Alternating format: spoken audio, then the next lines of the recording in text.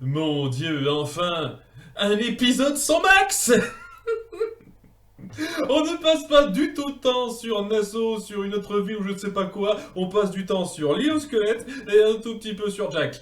Mais sinon voilà, on se centre sur Flint et Silver, leur petit duel, et Roger et Jack à côté, et qui sont en lien direct avec ça. Ça fait plaisir de pouvoir centrer sur quelque chose, la partie la plus intéressante de loin de cette série pour moi. Donc j'avoue que ça m'a grippé, Et ça commence sur un flashback, une fois de plus, pour revenir à nouveau sur la relation entre Silver et Flint, qui, j'avoue, quand je me fais un petit peu le topo, manque de développement sur la longueur pour être aussi puissante qu'elle pourrait l'être, même s'il y a des moments très forts entre eux, parce que j'ai vraiment le sentiment que ça aurait été encore plus puissant si on avait pris le temps d'appuyer ces développements dans cette relation. Et c'est un peu dommage parce que ce flashback qui se fait en plusieurs temps entre les deux personnages, ça aurait dû être un truc qui aurait dû se faire au fur et à mesure de la série, pas à ce moment précis en fait. Et c'est bien, hein, ça appuie leur relation alors que Flint se rend compte que Silver ne sait pas parfaitement se battre, donc il essaye de l'entraîner et qu'il montre une certaine complicité ce faisant, alors que Flint revient un peu sur le passé de Silver, comme quoi au bout du compte, lorsqu'il lui a raconté son histoire d'orphelinat, il lui a pas vraiment dit la vérité, mais c'est là qu'il finit par lui dire qu'au bout du compte son histoire est sans intérêt et que lui-même n'y il vaut aucun intérêt. Il a toujours considéré que ça ne valait pas grand-chose, sa vie avant. Et au bout du compte, il se considère comme le Silver de maintenant qui veut être son pote. Et on essaie d'appuyer dans ces flashbacks vraiment cette espèce de statut d'ami un peu sincère qui s'est formé. Et c'est un peu ce qu'on veut appuyer dans le déroulé de l'épisode. Et c'est facilement le meilleur point de cet épisode. Facilement. Alors que Silver pourchasse Flint sur l'île aux squelettes en n'ayant emmené que 5 hommes, si on compte pas Israel Hans. Et j'avoue que c'est un petit peu con-con, t'as des tonnes d'hommes dispo sur ton bateau qui vont te servir à rien vu que tu vas tous les perdre à la fin. Et t'en emmènes que 6. Il n'y a personne d'autre pour se battre ou t'es vraiment sûr de personne d'autre à part cela. Je sais pas.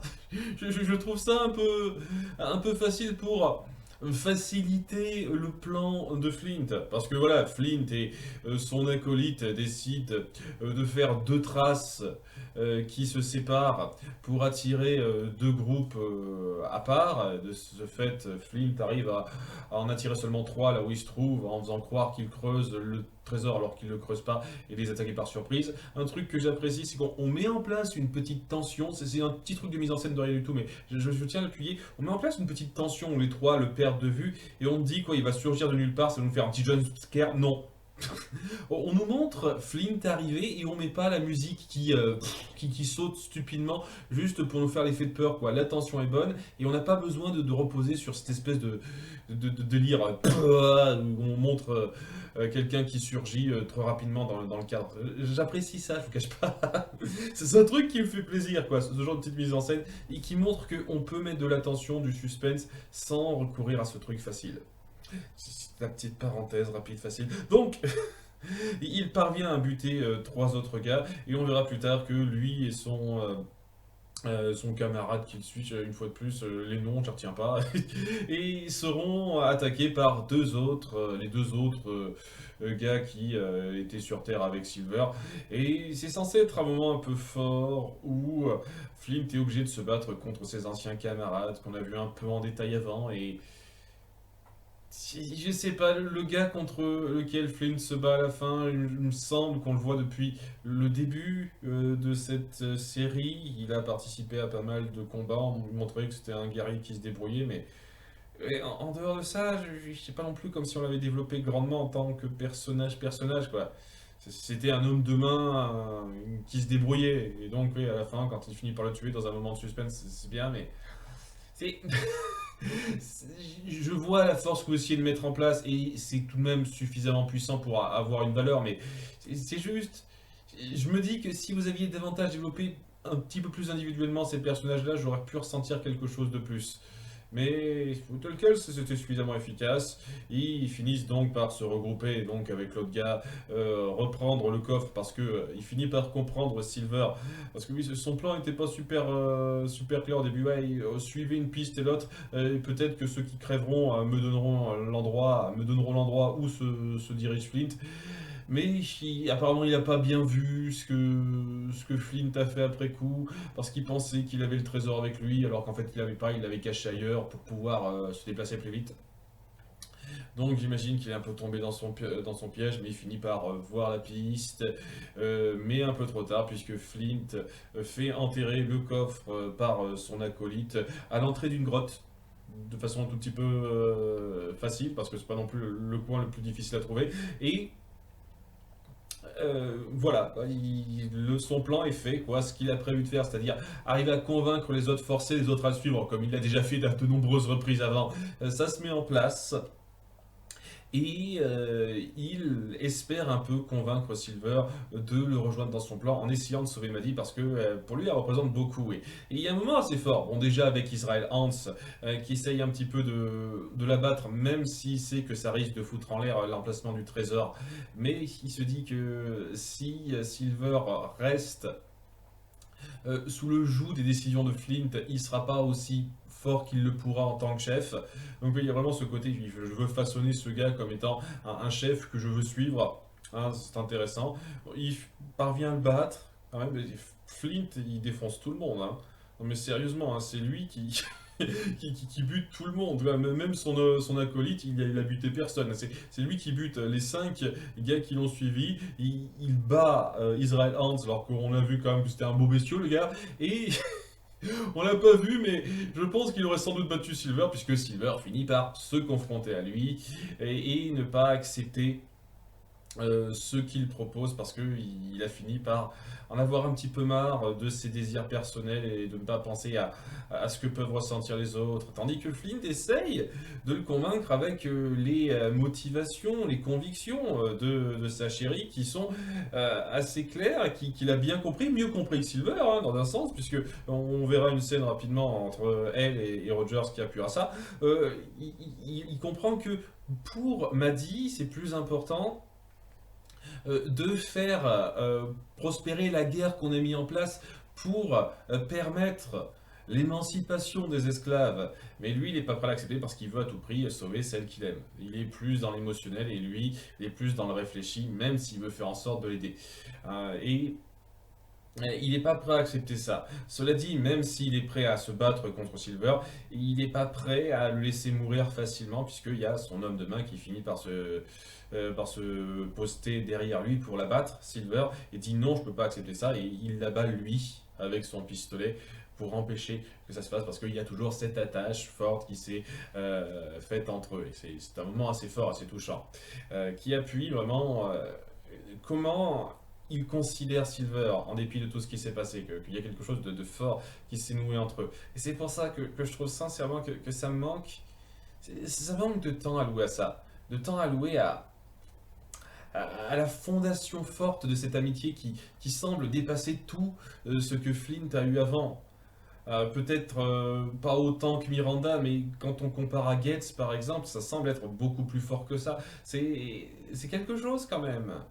Et au sein de cet épisode, c'est pas grave, c'est juste sur le long terme, je me dis, c'est une série qui aurait clairement mérité avoir plus d'épisodes ou à moins s'éparpiller sur certains personnages ou sur certaines intrigues, certains développements qui auraient pu être sautés autour de Nassau par exemple, qui arrête pas de passer d'une main à l'autre, il y a un nouveau régime ici et là. Ce genre de truc, ça aurait peut-être pu être coupé pour qu'on passe plus de temps sur la relation entre ceux-là, ça aurait été cool, par exemple. Mais bon, quoi, le duel se fait quand même, mais sera vite coupé parce qu'il va se passer certaines choses à côté. Hein. Ces choses qui vont se passer à côté sont en lien avec Rogers, qui est assez vite impatient de ce qui peut se passer. Il y a Billy qui essaie de le mettre en garde. Flynn peut être quelqu'un de très dangereux, même s'il est acculé là tout de suite, il peut quand même s'en sortir. Étant donné qu'on lui envoie que 5 hommes contre lesquels se battre, c'est sûr que s'il a des chances. C'est clair, si on avait mis plus d'hommes à sa recherche, ça aurait été plus difficile pour lui, hein, il a eu de la chance. Et Rogers montre qu'il commence à un petit peu en avoir marre et il essaye de s'accrocher une dernière fois, j'ai l'impression, à la sagesse que lui inspirait Léanore avant. Et c'est un moment assez fort du personnage aussi que je tiens à saluer, quoi. C'est quelqu'un qui essaye une dernière fois de suivre la voie du compromis, de mettre en place les lois typiques anglaises à Nassau et compagnie, en permettant à Maddy d'avoir un peu ce que les pirates ont eu dans la saison 3, au début de la saison 3, c'est-à-dire oui, on va vous émanciper, seulement vous serez un petit peu obligé de travailler pour nous, hein, pas techniquement en tant qu'esclave, mais quand même, vous serez un peu obligé d'œuvrer pour nous et vous n'aurez pas une liberté totale. Et voilà, il essaye une dernière fois de mettre en avant ce compromis avec Maddy en disant qu'il y a toujours cette voix dans sa tête qui lui dit d'être sage, de garder un côté pacifique. Cette voix, évidemment, étant celle d'Eleanor, qu'on ne voit pas réellement parce que j'ai l'impression qu'on n'avait pas eu l'actrice. Ça me surprendrait pas, mais on essaye de la représenter dans une vision un peu floue. Et le cliquetis de son crochet de couture, parce que j'ai pas souvenir qu'elle ait jamais cousu grand chose. Peut-être une fois un truc. Ah oui, il me semble qu'au début de la saison 4, elle lui a cousu quelque chose, c'est vrai, c'est vrai. La symbolique est un peu faiblard, mais bon, et j'avoue que dans la mise en scène, en dépit du fait que c'est un peu faiblard en termes de symbolique, c'était quand même assez fort, puisqu'il y a cette apparition un petit peu floue qui essaye de résonner dans sa tête, et ces cliquetis de crochets qui se font alors qu'elle coud, alors que ça fait écho pour essayer d'appuyer la voix d'Eleanor sans la montrer réellement. J'avoue que c'est une bonne façon de raisonner, de faire résonner ça sans avoir réellement l'actrice. Parce que je suis presque sûr qu'ils n'en ont pas eu l'actrice. Sinon, ils en auraient fait un peu plus, je pense. C'était pas le même niveau que ce qu'on a fait avec Miranda et Flint au début de la saison 3, mais j'avoue que c'était assez fort. Donc, il essaie de lui proposer ça à Maddy, il essaie même de menacer de tuer son chéri si elle n'accepte pas. Et elle dit vous savez, ma cause est tellement forte, je suis prêt à sacrifier ma vie, je suis prêt même à sacrifier mon chéri pour ça. Même si j'aime beaucoup John Silver, je suis prêt à sacrifier tout ça parce qu'elle est vraiment fière de sa cause. Et ouais, ça marche pas et ça finit de le foutre en rogne et de vouloir s'attaquer directement aux pirates en disant j'en ai marre. C'est pas grave si j'ai pas le trésor, l'important c'est de me débarrasser de ces gens-là. Tandis que parallèlement, on aura une petite scène avec Ben Gunn. On essaye un tout petit peu d'appuyer le développement de Ben Gunn par rapport à l'île au trésor, parce que c'est vrai que pour l'instant, on n'a pas vraiment grandement euh, appuyé ça, puisqu'il entend une voix qu'il appelle une sorte de voix de fan qui l'envoûte légèrement. Et il y a De Groot qui lui dit vous savez que c'est une île dont on dit qu'elle nous fait avoir des hallucinations. Et il n'y a que lui. Il n'y a que lui qui subit ça apparemment. On n'appuie pas ça sur un quelconque autre personnage et je trouve ça un peu insultant pour ce qu'il était à la base parce qu'il apparaît dans la saison 2 et on montrait que c'était le seul survivant de son équipage face au nègre marron alors que les autres ont subi énormément de tortures, ils ont essayé de s'enfuir, ils n'ont pas réussi. C'est le seul à avoir survécu, il devrait avoir un mental d'acier ce gars, mais non, tout de suite. Et je trouve que c'est un peu facile pour nous faire cette espèce de d'aperçu de ce qu'il sera plus tard, parce qu'il sera complètement taré techniquement dans l'île au trésor lorsqu'on le verra. Mais ouais, c'est histoire d'appuyer rapidement aussi de Groot, lui qui va pas tarder à claquer de façon ultra expéditive, et que oui, ben, le bateau est attaqué par les canons du vaisseau de Rogers et ces différents soldats qui canardent tout le monde et oui, ils font pas long feu. Quoi. Ils essayent un tout petit peu de sauver les meubles, mais ils n'y arrivent pas. Ils finissent par sauter par-dessus de bord, essayer de se tirer sur le rivage, mais tout le monde se fait vite tirer dessus et fait couler, sauf Ben Gunn, parce que Billy dirige une barque, il tue tous les pirates, il s'en fout, mais pas Ben Gunn, parce que il veut montrer sa reconnaissance par rapport au fait qu'il l'a sauvé, il l'a délivré.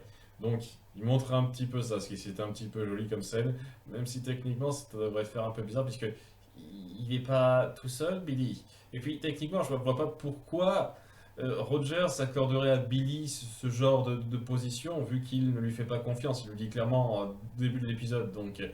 Je suis partagé. Dans un sens, c'est joli symboliquement le fait qu'il l'épargne et que ça explique un peu pourquoi c'est le seul à avoir survécu à ce massacre. Mais de l'autre côté, c'est un peu forcé la place de Billy à ce moment-là. D'autant plus qu'il y a d'autres gens derrière lui qui tirent ailleurs. Donc pourquoi il ne le reprendra pas là-dessus? C'est un peu bizarre.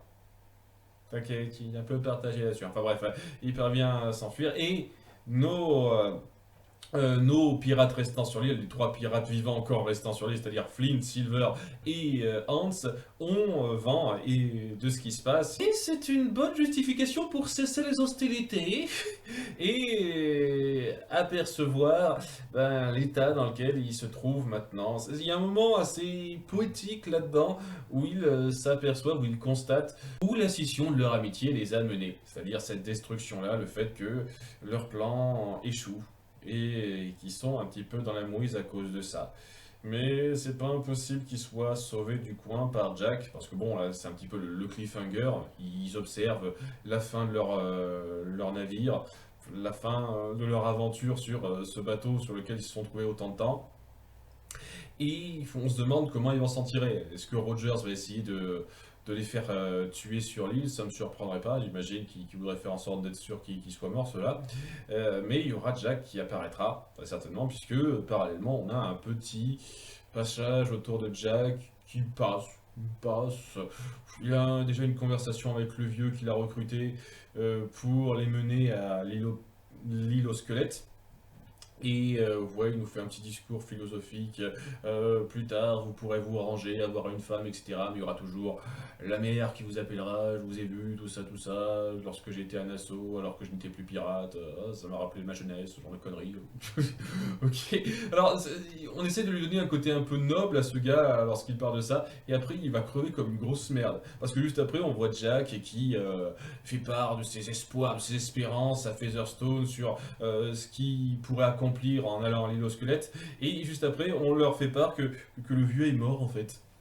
Et tout d'un coup, il est tombé raide mort par terre en faisant je sais pas trop quoi. Et puis, pa. C'est quoi ce délire? Mais heureusement, Featherstone a entendu le récit du vieux et devrait savoir logiquement où aller pour se rendre à l'île aux squelettes. Et je pense que c'est évident qu'il finira par l'atteindre cette île, donc ok. Et ça va, ce passage-là, il n'est pas sensationnel, je trouve. Mais voilà, ça montre bien que Jack est en route pour l'île squelette et tout est centré sur l'île squelette tout de suite. Et c'était très prenant, surtout pour la relation entre Silver et Flynn, qui est assez pesante, assez poignante à plusieurs moments dans la façon dont c'est dépeint. Et je pense que c'est le truc qui élève bien cet épisode. J'hésite un petit peu à lui mettre un pouce levé ou pas parce qu'il y a quelques grossièretés de mise en scène qui me gênent un petit peu. Le côté, j'amène que 5-6 gars avec moi sur l'île pour pister Flynn, c'était un peu con, je suis désolé. Et ouais, trois petits moments qui sont un peu plus discutables lorsqu'on réfléchit un peu dans la logique, mais ah, il y a un petit pouce levé, hein, comme d'autres cas. C'est-à-dire que c'est limite, mais c'est un épisode suffisamment exceptionnel pour valoir ce petit plus. Sinon, il ne reste plus qu'un épisode pour conclure tout ça, et il y a encore beaucoup de choses à fignoler pour arriver à l'île au trésor, hein. Je veux dire, Flint doit mourir. Il y a toujours Billy qui doit avoir accès au moins à une carte qui mène au trésor de l'île, logiquement, ou un truc comme ça, pour pouvoir être poursuivi par Silver par la suite. Bon, Bungun, à la limite, son sort est scellé, on peut dire qu'il s'est retrouvé seul sur l'île, il n'a pas retrouvé les siens, il va y devenir flou, le temps impossible. Hein, on peut directement dire que c'est scellé pour lui, et il y a quelques petits trucs à faire. J'imagine que on va se centrer majoritairement sur la conclusion de Nassau, la fin de Rogers ou pas, la fin de Max ou pas. Je sais pas exactement comment ça s'est passé à Nassau dans l'histoire avec un grand H. Je garde la surprise. Moi et mon inculture de l'histoire avec un grand H, ça va m'aider à garder la surprise et le suspense pour la résolution des événements à Nassau. Et peut-être que ce sera intéressant ou pas. Je vous cache pas une fois de plus que c'est pas le plus intéressant à Nassau. Mais j'imagine qu'avec tout ce qu'on a mis en place, oui, on va revoir Anne et Max et on va essayer de mettre en place quelque chose de leur part contre Rogers. Sinon, ce serait un peu C'est un pétard mouillé, ça. Évidemment, donc on verra ce que ça donnera. Cela dit, ouais, c'est un long film d'1h05, 1h07 même, d'après ce que j'ai vu en termes de durée, et donc ça promet d'être assez long à décortiquer, beaucoup de choses à dire sans doute, et ce sera pour un pseudo-live. Comment vous dire ça? Je prévois pas de faire la réac en live directement sur YouTube comme d'habitude. Je vais la faire en live sur Discord pour demain, hein, mardi qui vient à 21h, avec un invité surprise dont je vous garde le secret. Et pour ceux qui désespèrent de ne pas pouvoir me suivre sur Discord, parce que vous n'avez pas le temps, etc., etc., rassurez-vous, ce sera enregistré, remonté pour que ce soit présenté sur YouTube dans une vidéo. Mais voilà, la vidéo YouTube, elle sera pas en direct. Et ce sera pas exactement présenté pareil, puisque s'enregistrer sur Discord c'est un peu chiant, donc vous ne verrez pas exactement ma gueule, enfin, vous verrez, hein, mais vous aurez une critique, réac de l'épisode final, que ce soit sur Discord ou sur YouTube, rassurez-vous, hein. Et j'espère que ça vous plaira. À bientôt pour l'épisode final de Black Sails, bye!